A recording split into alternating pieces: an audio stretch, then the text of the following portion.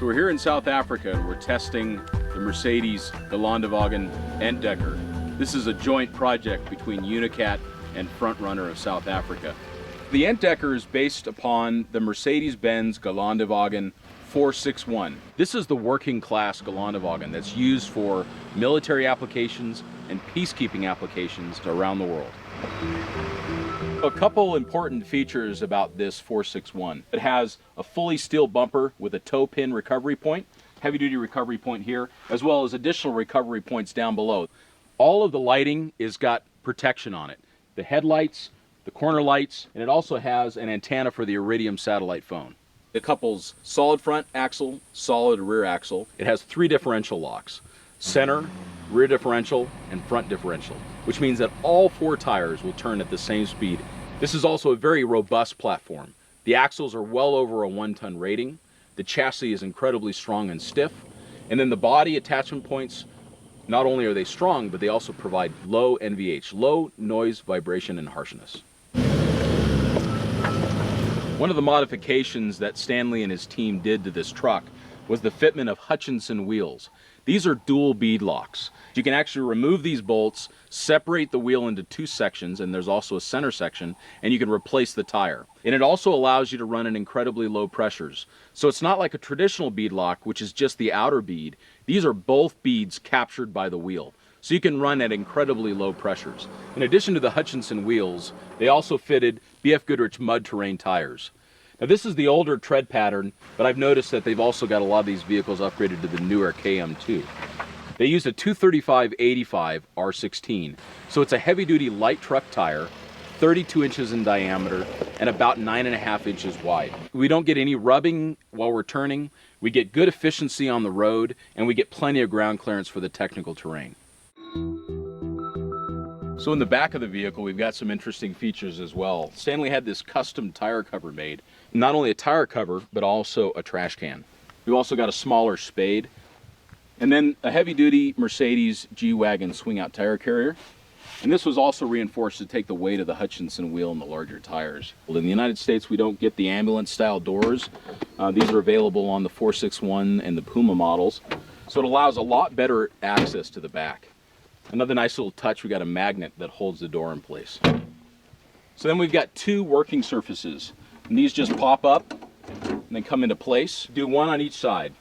Then we've got a custom drawer system, heavy-duty marine latches, full-length slides, very strong, robust. And then he's got these really strong and lightweight alu boxes. This is probably one of the coolest products I've seen in some time, and it's called a Stratch It. It's basically a bungee cord that has some webbing attached to it, so you can get it to length, but then you got the bungee cord to kind of allow a little bit of movement if you need it.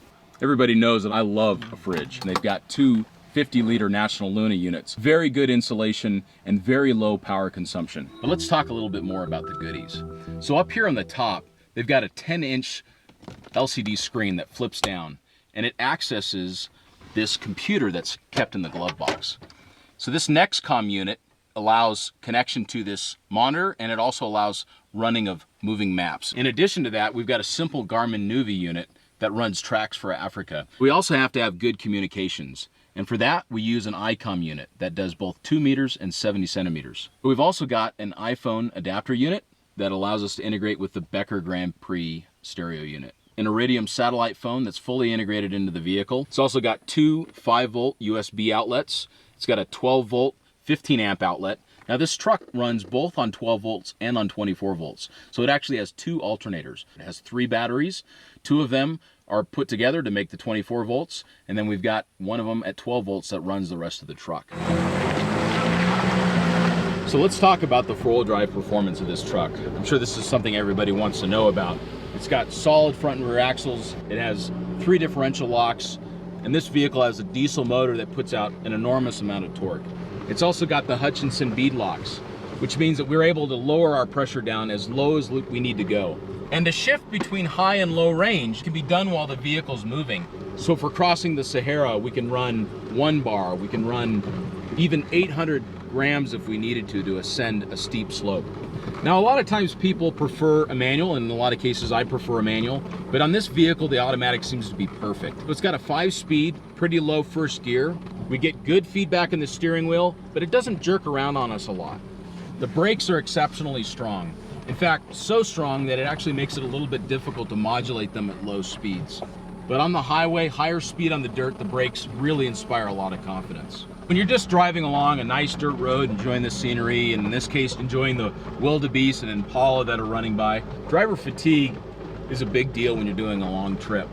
So this vehicle is coil sprung. It's perfectly tuned in my opinion. It's got a smooth suspension. The seats are also very comfortable.